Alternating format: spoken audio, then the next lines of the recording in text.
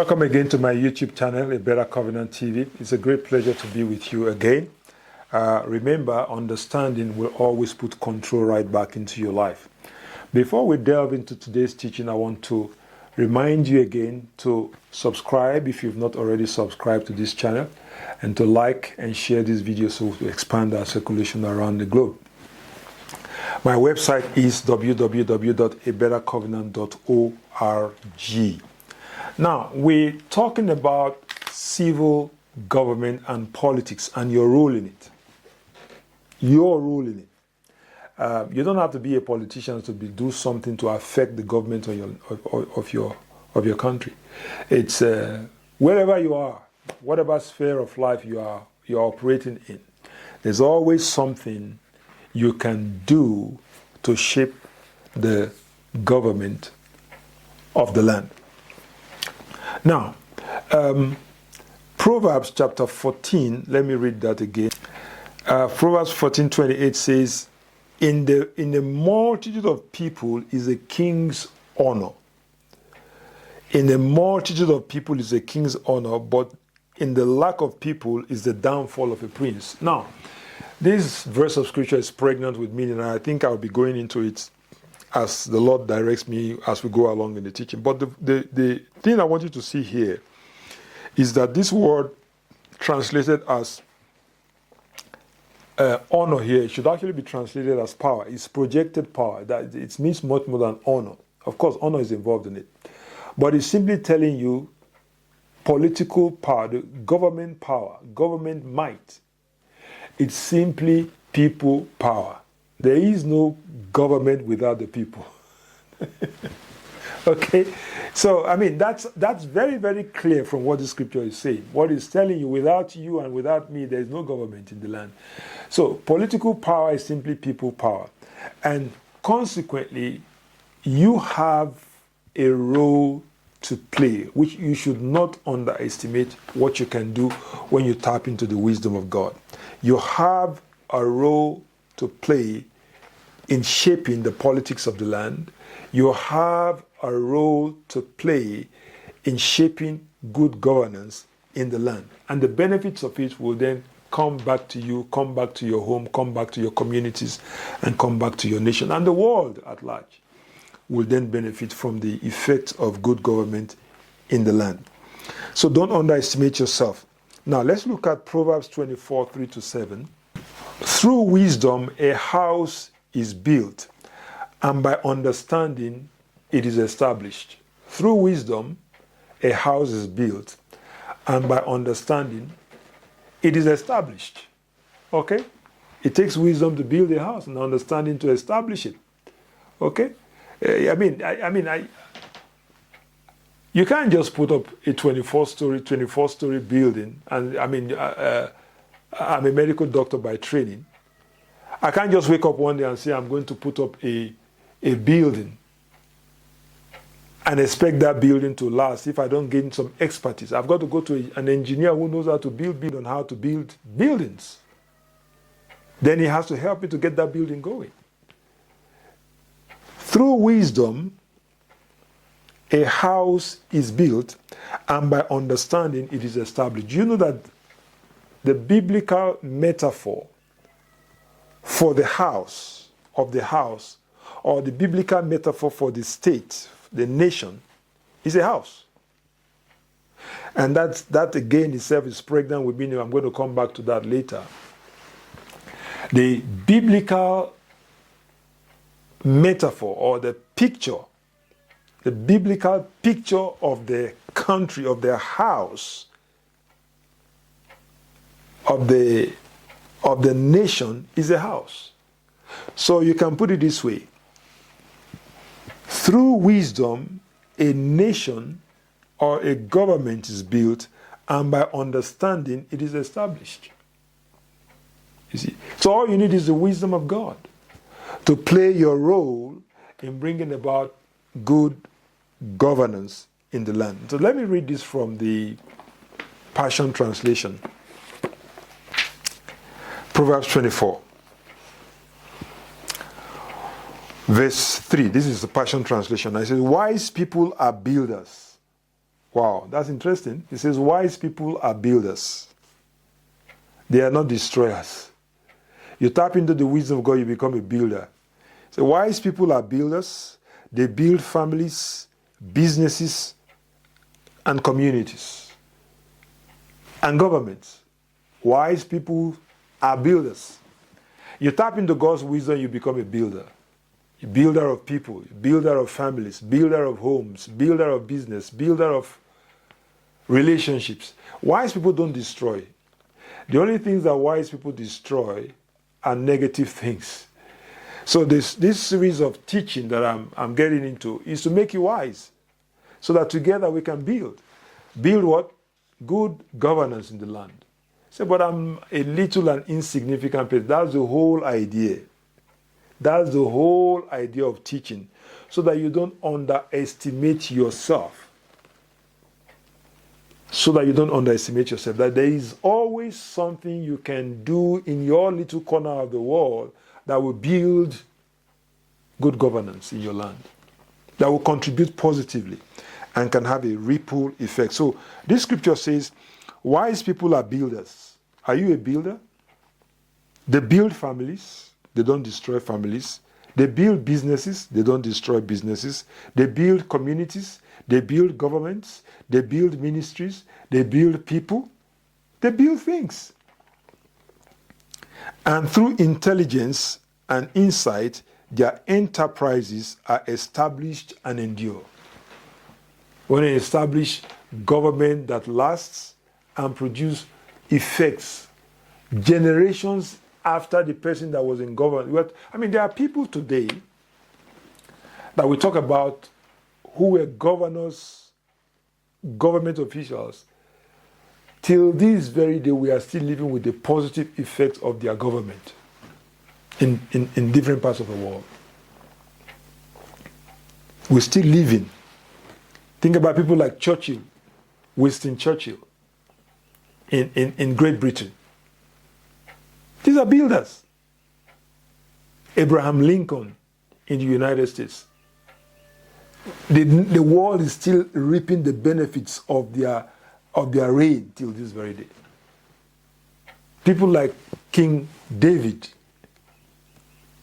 in the land of Israel. Till this very day, Jews are still benefiting from the reign of that man in the land of Israel. You can go to the land of Israel and find out and hear what they are still saying about the reign of David. Israel is still reaping the benefits of his reign. So wise people are builders. And if you tap into the wisdom of God, you can then begin to build. You can then begin to play your role in building in the enterprise of government, in the enterprise of being. You don't have to be a politician. You don't even have to be in government. But wherever you are, in wisdom, you can begin to do what you should do and what you can do to produce good governance in the land. Talking about government, I want to just again introduce you to my book, Plan B Nigeria. This is a book I wrote about government, Christians, politics, and government. Christians, politics, and civil government. Plan B Nigeria. Be Bible keys to guide action and bring about positive change.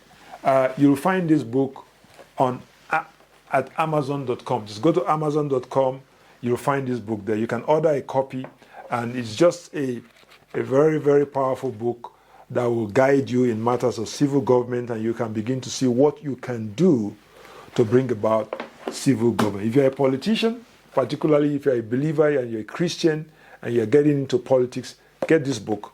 It's going to enlighten you, it's going to open your eyes to what government is all about and how you can use the instruments and the resources of government to bring about positive change in the land. So this series of videos that I'm doing is just to help you to tap into the wisdom of God. That's a key word there. To tap into the wisdom of God so that you can play your role in shaping good governance in the land. Let me just end this by looking at the story of those 4 lepers in the Bible that caused tremendous change to happen in their land by just something simple that they did. 2 Kings chapter 7. Now, this was a time in the land of Israel when the forces of Syria, the Syrian armed forces, had practically taken over the whole land. They had besieged the land and cut off the supplies of food. People could not go in, people could not come out. And over a period of time, there was a great famine in the land, and people were beginning to starve, and even there were reports of cannibalism in the land. Now, let's look at this. Now there were 4 leprous men at the entrance of the gate, and they said to one another, "Why are we sitting here until we die?" You see, the situation was so hopeless. People were beginning to die, and they said, "Look, if we keep sitting right where we are and do nothing, we're going to die." Okay? And if we say we will enter the city, the famine is in the city, and we shall die there. If we sit here, we will die also. Now, therefore, come, let us surrender to the army of the Syrians. If they keep us alive, we will live. If they kill us, we shall only die. And they arose at twilight to go into the camp of the Syrians, and when they had come to the outskirts of the Syrian camp, to their surprise, no one was there. For the Lord had caused the army of the Syrians to hear the noise of chariots and the noise of horses and the noise of a great army, so that they said to one another, "Look, the king of Israel has hired against us the kings of the Hittites and the kings of the Egyptians to attack us." Therefore they arose and fled at twilight and left the camp intact, their tents, their horses, their donkeys, and they fled for their lives. And when these lepers came to the outskirts of the camp, they went into one tent and ate and drank and carried from it silver and gold and clothing and went and hid them. And they came back and entered another tent, and they carried also from there and went and hid it. Then they said to one another, "We are not doing the right thing. This day is a day of good news, and we remain silent. If we wait until morning light, some punishment will come upon us. Now, therefore, come, let us go and tell the king's household." So, this was a situation that even the government of the land could not solve. The government was powerless, the citizens were powerless, but 4 lepers, by just taking simple actions, they risked their life, of course. Hey, look, if we sit here, we're going to die anyway. If we go to the best place to die is, if we are going to die at all, is in the camp of the Syrians. That's where the food is. Let's go there. And if these guys capture us and take us and kill us, that's okay. We're going to die anyway. But if they keep us alive, they will feed us and we will stay alive. So let's go there. And as they began to march toward their camp, what happened? God took action. Whatever little action that they took, God multiplied it, God amplified it, and it produced tremendous effects on the land. That's what happens when we operate in the wisdom of God concerning any problem. It's not how strong you are or how powerful you are. It's whether or not you are operating in the wisdom of God that makes all the difference. And that's what I want to encourage you when it comes to matters of civil government, that don't give up concerning matters of government in the country. Don't quit. Don't look at the problem and say, this is insurmountable. No, it's surmountable. When you look at that problem from heaven's perspective, it is surmountable. Okay? So I want you to bear that in mind. Let's go back again to Proverbs 24. I want us to read it from 24 from verse 3 to 7. I'm going to read it again from the Passion Translation, and then we can end it there today. It says here, wise people are builders. Wow, that's a great scripture. Wise people are builders. You see, wise people are builders. Foolish people are what? Destroyers. They tear down, they bring down, they destroy. But wise people are builders. They build families, they build businesses, they build communities, and let me add, they build governments. And through intelligence and insight, their enterprises are established and endure. Because of their skilled leadership, the hearts of people are filled with the treasures of wisdom and the pleasures of spiritual wealth. Wisdom can make anyone into a mighty warrior. And revelation knowledge increases strength. You see, wisdom can make anyone, anybody, into a mighty warrior. What is war? What's the word warrior? Well, it's somebody that fights. Warfare. And all war is about change. That's what you need to understand. Warfare is about bringing about change. Okay? Warfare is about bringing about change. So you want to bring about positive change in matters of governance in the land. You want to bring about positive change in political matters and matters of government in the land. That's the kind of warfare. And the Bible says that wisdom can make anybody into a mighty warrior to bring about change. Anybody can bring about change when they operate in the wisdom of God. You can bring about change in matters of civil government in the land if you operate in the wisdom of God. Through wisdom. Just operating in wisdom, not violence. Not operating in violence. No. Just wisdom. Look at what Martin Luther King was able to achieve in the land of the United States by just operating and doing whatever little he could. Just peaceful protests. He accomplished, he stirred the entire nation to bring about change in the land. That's just one man. Because he tapped into the power of understanding.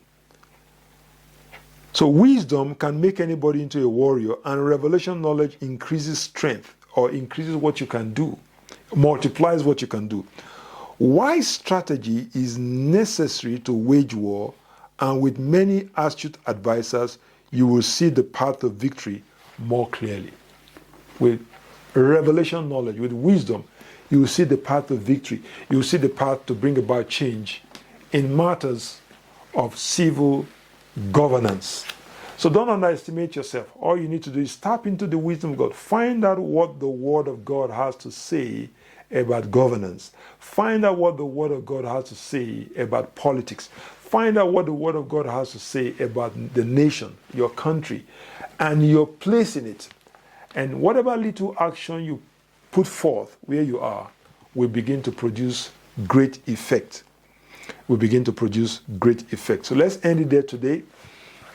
Until I come your way again, remember that Jesus Christ is Lord.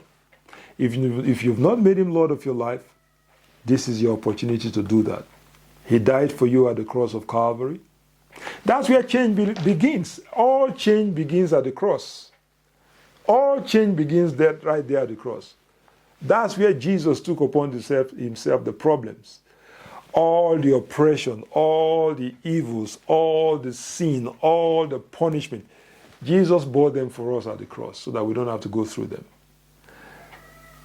Okay, and on the third day, the Bible says God raised him from the dead, and right now he's at the right-hand side of God, and he'll be coming back again to this world to judge the living and the dead. So wherever you are right now, you can call upon him to be Lord of your life, and from there, you can tap into the wisdom of God to bring about change in matters of civil government. So let Jesus Christ be Lord of your life. Let him be magnified in your life.